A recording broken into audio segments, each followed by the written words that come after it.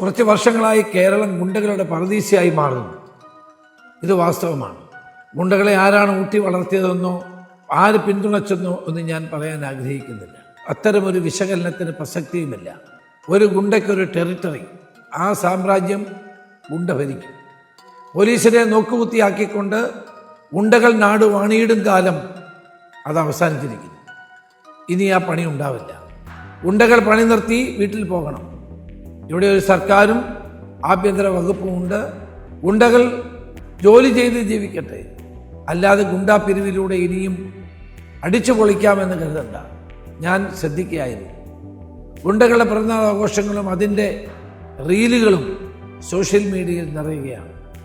ഗുണ്ടകൾക്ക് fan പേജുകളും ആരാധകരും. ഗുണ്ടകളും മനുഷ്യരാണ്, അവരാഘോഷിക്കട്ടെ എന്ന് നമുക്ക് ചിന്തിക്കാം. പക്ഷേ ബർത്ത്ഡേ പാർട്ടിക്ക് കേക്ക് മുറിക്കുന്നത് വടിവാൾ കൊണ്ടാണോ? അത് ശരിയാണോ? അത് അത്ര നല്ല കാര്യമാണോ? നമ്മൾ ചിന്തിക്കേണ്ട കാര്യമല്ലേ? ലഹരിയുടെ കേന്ദ്രങ്ങളാണ് ഇത്തരം കോക്കസുകൾ. മാരകമായ ലഹരിയുടെ ഹബ്ബുകളാണ് ഗുണ്ടകൾ സൃഷ്ടിക്കുന്നത്. ലഹരി തേടി ഇവിടെ വരുന്ന സങ്കേതങ്ങളിലെത്തുന്ന കുട്ടികൾ ഗുണ്ടാ സംഘത്തിൻ്റെ അടിമകളായി മാറുകയാണ്.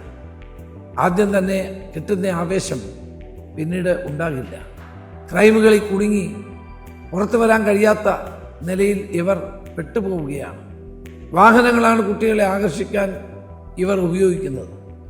നല്ല ബൈക്കുകൾ കുട്ടികൾക്ക് ഉപയോഗിക്കാൻ കൊടുക്കും. ഇവർ കുട്ടികളെ ആകർഷിക്കുന്നു. പിന്നീട് നാട്ടിൽ ഏറ്റവും വലിയ ഗുണ്ടകളായി അവരെ രൂപാന്തരപ്പെടുത്തുന്നു. നാട്ടിലൊരു പെട്ടിക്കട തുടങ്ങണമെങ്കിൽ ഗുണ്ടാ പിരിവ് കൊടുക്കണം, കപ്പം കൊടുക്കണം. ഭരണകക്ഷി പിടിപാടുണ്ട്, പോലീസ് ചോദിക്കില്ല എന്നത് പഴങ്കഥ. അതാത് സ്റ്റേഷൻ അതിർത്തിയിലെ സകല ഗുണ്ടകളോടും പണി നിർത്താൻ സ്റ്റേഷൻ ഓഫീസർമാർ, SHO വീട്ടിൽ വന്ന് സ്നേഹത്തോടെ പറയും. എന്നിട്ടും ഗുണ്ടാപ്പണി ചെയ്യും എന്ന നിർബന്ധം പിടിച്ചാൽ സ്നേഹം അങ്ങ് ഒഴിവാക്കും. നാടിൻ്റെ സ്വൈര്യ ജീവിതം പ്രധാനമാണ്.